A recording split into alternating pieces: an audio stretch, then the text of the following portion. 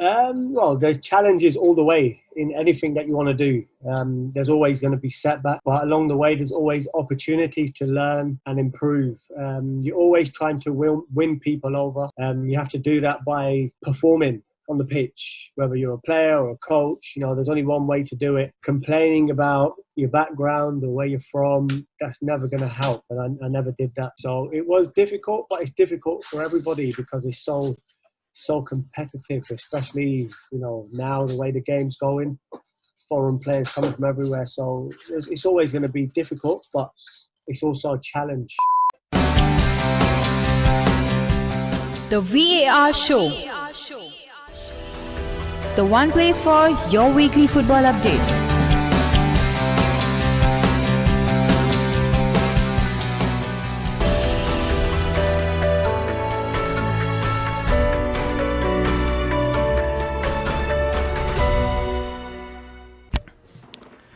Hola, very warm welcome to the VR show, the show which talks about all the various major football leagues in detail. Today we are going to continue the theme of interviews and we have a very special guest as usual.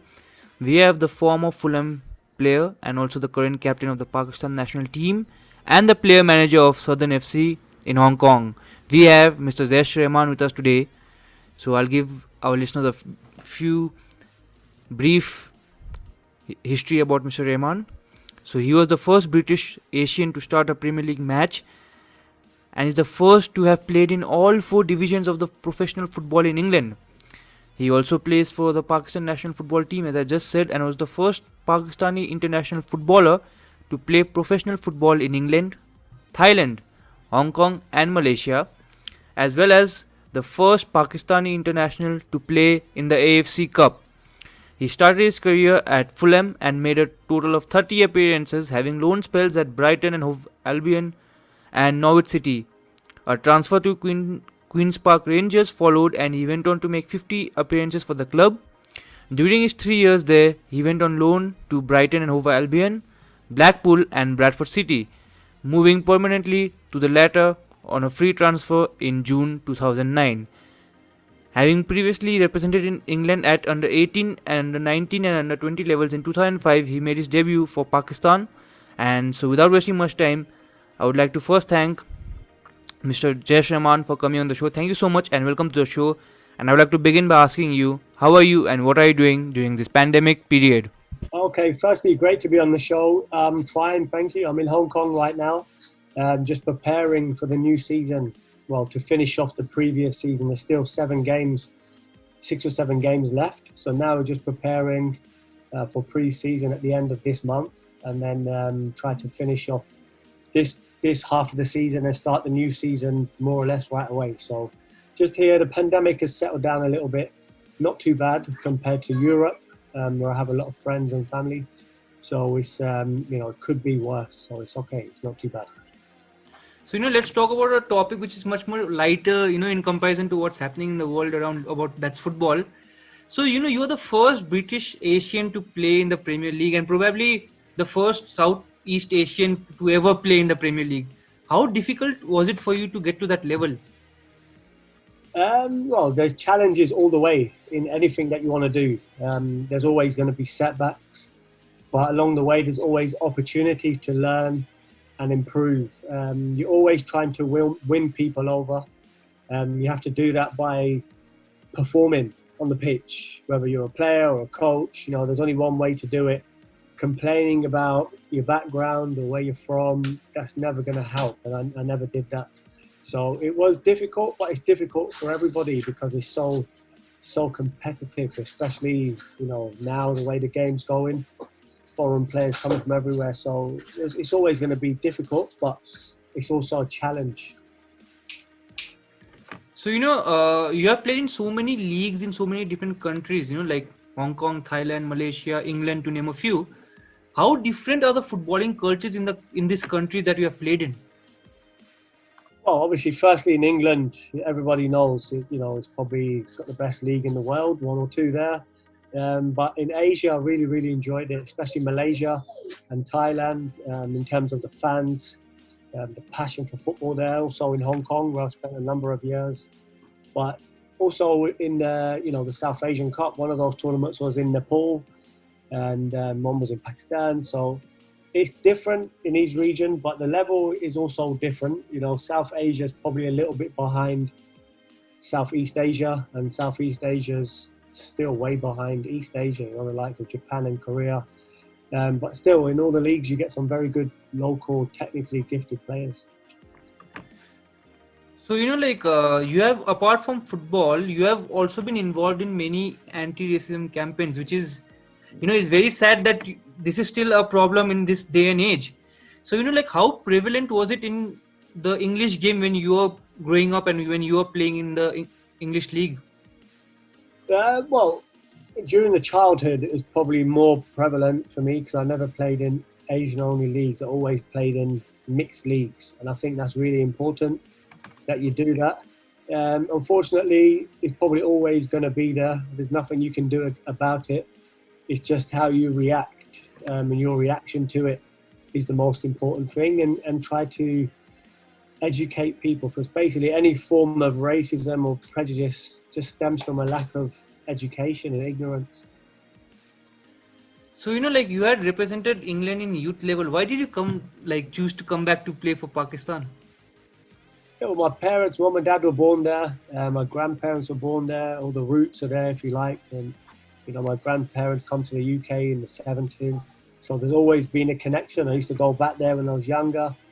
And I just felt it would be more realistic to have a longer, sustained international career by playing for Pakistan. And I have no regrets about that. So how is the footballing culture in Pakistan? Because as an outsider, I do not know much about what happens, at least in terms of football in Pakistan. How is the footballing culture there?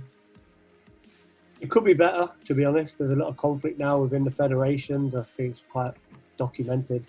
But even within the country, there's a lot of talent, especially when the locals and foreign players come together. The squad could possibly have done a little bit better, especially in the recent SAF Cup. But the league is still way behind other leagues because there's no foreign players in the league, and it's been stopped for a number of months now. So there's still a lot of work to do in terms of the basic infrastructure there.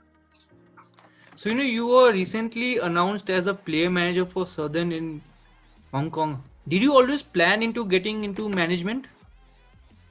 About 4 or 5 years ago, I started to do the coaching badges. So I was thinking about it, definitely. And for the last 2 years here, I've been working as a development coach with the academy and the younger age groups. And it's something that I've always enjoyed doing. I've always, most of the time, been a captain at the clubs I've been at. So in some sort of a leadership role, also with the national team. So it's probably the next logical progression to stay in the game. So, you're still very early in terms of your coaching career, but if you had to describe your philosophy of how you see the game, what would that be? I think it's about getting the best out of the people that you've got first. So try to treat the players, with respect. Make sure that they know that you care for them and get them enjoying football. Try to play to win, not to be defensive, and play every game to try to win. And express yourself, be creative and show your technique, show your ability, but also teams must work hard and sacrifice, and work for the team. And I think that's the main thing. There's no individuals are bigger than the team. So, you have played for many teams in different countries and you have played under many good and excellent coaches. So do you have any coach or coaches whom you look up to and try to implement maybe something from their game in your coaching style? Yeah, I think, well, as you said, there's a lot of coaches that I played for, good coaches. I tried to keep some notes on all of them, and they've all got their plus points.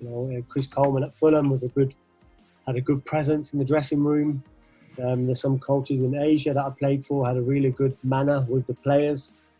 I played for an Italian coach at QPR, tactically, really disciplined the way they drill the team. So there's always a little bit from each coach that you can take, and I think I've taken little bits from each of them.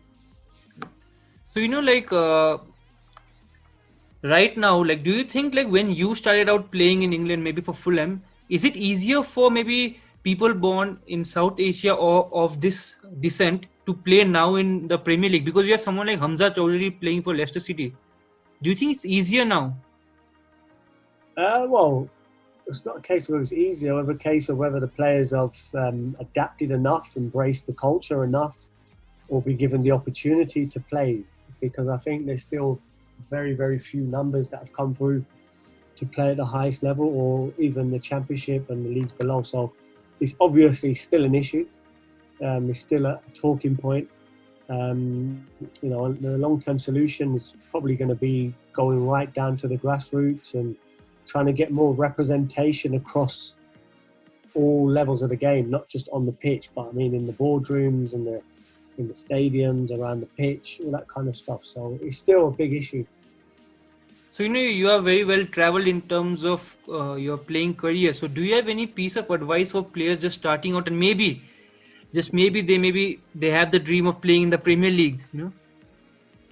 Well, yeah, if you have a dream, hold on to it. Hold on to it, because you need to have a vision.